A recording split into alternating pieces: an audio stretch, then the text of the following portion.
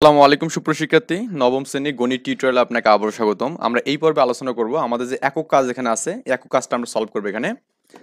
আমরা একটু একটা বিষয় বোঝার ট্রাই করব, তাহলে প্রত্যেকটা বিষয় আমরা খুব সুন্দরভাবে বুঝতে পারবো আর কি এখানে।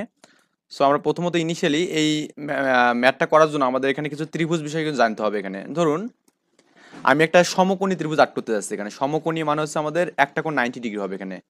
এটা তো জানেন সমকোণ বলতে আমরা কি বুঝি এখানে। ওকে, তার মানে এই যে এখানে একটা কোণ আছে না, এই কোণটা 90 ডিগ্রি হতে হবে, মাস্ট বি এখানে। এখন এই যে সমকোণ আছে এখানে, এই সমকোণের যে বিপরীত বাহুটা, এই যে এই বাহুটা, এটিকে বলা হবে আমাদের এখানে কি অতিভুজ বলা হবে এখানে। কি বলা হবে? অতিভুজ।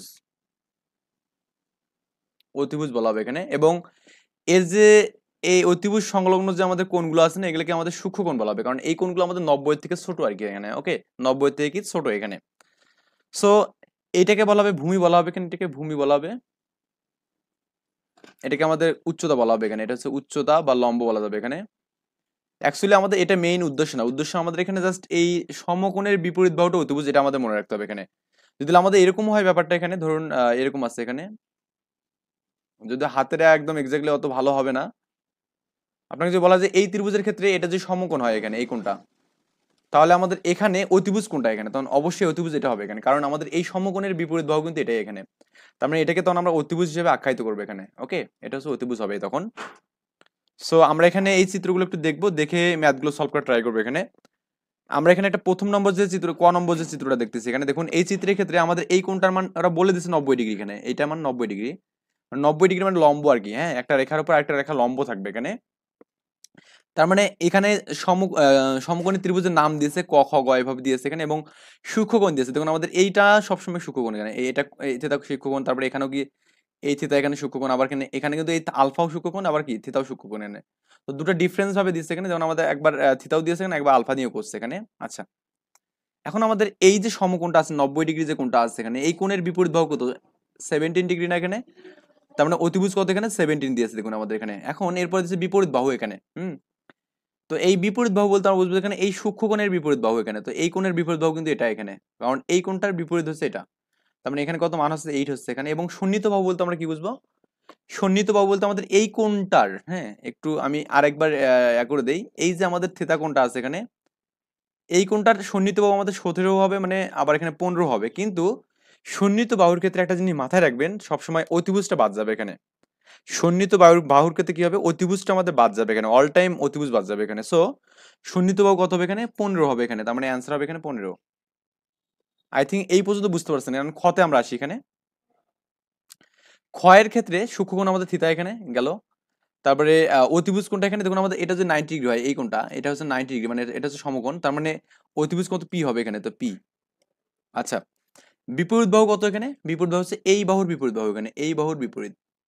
এই বাহুর বিপরীত হচ্ছে আমাদের আর এখানে, তাই না? কত এখানে? আর। ওকে, এটা হচ্ছে আর দিলাম এখানে। এবং সন্নিহিত বাহু কত? এই বাহুর সন্নিহিত বাহু হচ্ছে পি এবং কিউ। কিন্তু পি এখানে অতিভুজ হওয়ার কারণে পি কে নেওয়া যাবে না এখানে, নিব কি? কিউ কে নিব এখানে, কিউ কে নিব এখানে। ওকে, আচ্ছা। তারপরে গ নম্বর ম্যাটটা আমরা সলভ করি এখানে। গ নম্বর, গয়ের জন্য আমাদের এখানে সূক্ষ্মকোণ থিতা দিয়েছে এখানে, এবং এখানে কিন্তু বাহু দেওয়া নেই এখানে। তো এরপর বলা আছে এখানে অতিভুজ কত এখানে বলতো, এখানে এটা যে 90 ডিগ্রি কোণ হয় এখানে, অতিভুজ কিন্তু আমাদের এখানে ইএফ এখানে, যে এই রেখাটা আমাদের অতিভুজ এখানে, ইএফ রেখাটা হচ্ছে অতিভুজ। লিখবো যে আমাদের ইএফ লিখবো এখানে। ওকে, ইএফ। এবং বলছে এখানে বিপরীত বাহু কত হবে এখানে। তো বিপরীত বাহু বলতে আমরা কি বুঝবো এখানে বলুন তো, এটা আমাদের প্রথমত বুঝতে হবে এখানে।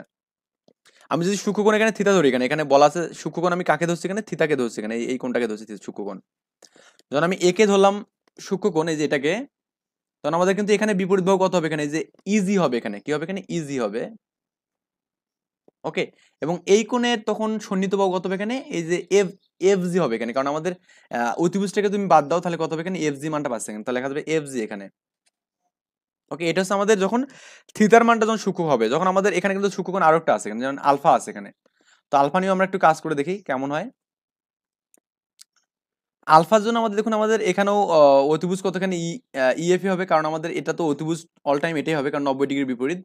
কিন্তু আলফার জন্য এবার বিপরীত বিপরীত বাহু কোনটা বলুন তো? আলফার জন্য বিপরীত বাহু কিন্তু এফ জি কিন্তু এখানে। ওকে, কত হবে? F G. তার মানে লিখবো যে এফ জি লিখবো এখানে, এফ জি লিখবো এখানে। এবং আমাদের এই আলফার জন্য সন্নিহিত বাহু কোনটা হবে এখানে? এই যে ইজি হবে, কারণ কি আমাদের অতিভুজ বাদ যাবে, মানে সন্নিহিত বাহু আমাদের এটা হবে, মানে যে ইজি হবে এবং কি ইএফও হবে এখানে। তার মানে এই অতিভুজটা যদি বাদ যায় তাহলে আমাদের কি যাবে এখানে, এই মানটা এখানে আমাদের মান হবে, তার মানে ইজি হবে এখানে, ইজি এখানে। আই থিঙ্ক বোঝাতে পারছি আমি, মানে সবগুলো মেবি বুঝতে পারছেন, কারণ আমাদের এখানে দেখুন এখানেও কিন্তু আমি চাইলে আপনি এটাকে একটা কোণ দিতে পারেন, বিটা দিতে পারেন, আবার এখানে একটা কোণ দিতে পারেন, বিটা দিতে পারেন এখানে। ওকে, সবগুলো কোণ আপনি এইভাবে ক্লাসিফিকেশন করতে পারেন এখানে। মানে এই সবগুলো কোণ দেওয়ার পর আপনার কাছে যদি বলে বিটার জন্য সূক্ষ্ম কোণ কত হবে, এখানে বিটার জন্য সন্নিহিত বাহু কত হবে, সেই ক্ষেত্রে আপনি সেম ভাবে করবেন এখানে, আলফার জন্য বা থিতার জন্য যেভাবে করছেন এখানে। দুটো আসলে সেম বিষয়, যে আমাদের এখানে একটা শিখলে আমাদের অপরটা পারবো আর কি ইনশাল্লাহ। তো আমরা নেক্সট টিউটোরিয়ালে করবো কি, সমকোণী ত্রিভুজের অতিভুজ এবং সন্নিহিত বাহুর অন্তর্বর্তী কোণের সাপেক্ষে বিভিন্ন বাহুর অনুপাত আমরা বের করবো। ওকে।